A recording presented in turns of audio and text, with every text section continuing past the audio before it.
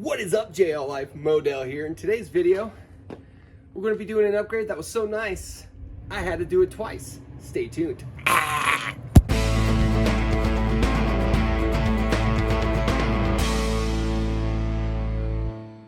So if you guys remember the install of the Next Venture rear diff skid we did a while ago, this thing is an awesome piece. It was easy to install. It's heavy duty. It's cheap insurance.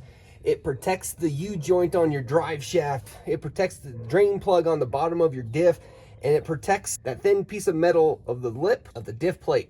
It works with the majority of the heavy-duty diff plates, and it's easy to take off. It's these two bolts, and then it's the bolts to take off the diff plate, and it comes right off, and you can access to what you need to access. This thing has held up great. I've hit it a couple of times.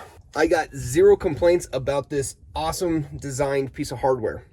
So I've had that diff skid on the rear for a good amount of time now. I want to say around 8, maybe 6 months. Well, I had it on the rear, but not one on the front. Well, now I got the one for the front and get that installed. And that's what we're going to be doing today. So here's the part. It actually looks really similar to the rear. However, there are small differences to it.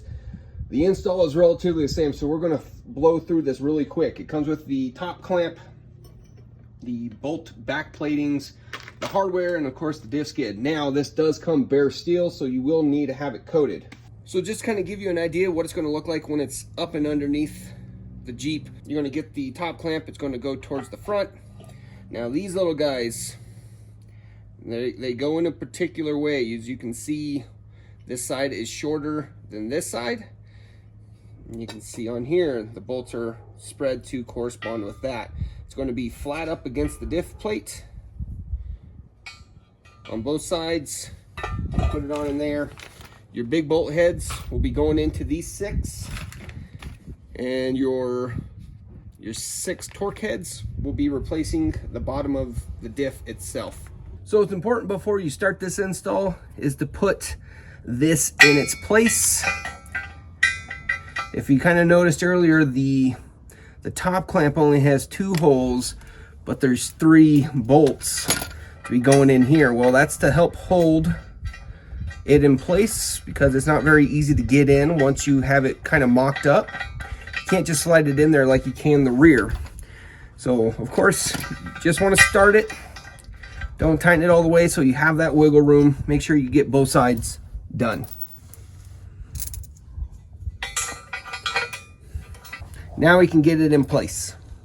First thing we're going to do is remove the 6 lower bolts on the bottom of the diff itself.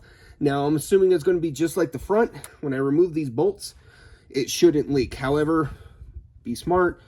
Keep something to catch oil in the event that it does.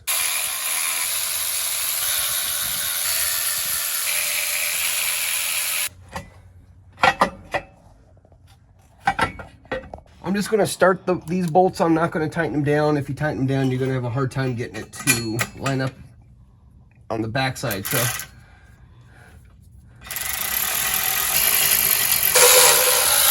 just make sure you have some wiggle room and be careful not to get too comfortable with knocking this around because you can very well split your seal and make a mess of things. Move to the other side. If you need help holding this in place while you're trying to get the front of it mocked up, a jack stand in its place to kind of help you with that is a good little handy tool to have with you. So now what we're going to do, we're going to get the top clamp, run it right over, bolt, and a washer. And of course, why it's important to keep it all loose will help you get everything started much easier. Exact same to the other side with the extra hardware. Once you got all the bolts started, you can start tightening these all up.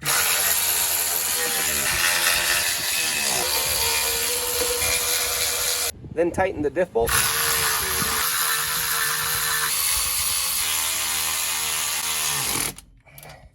And you're done.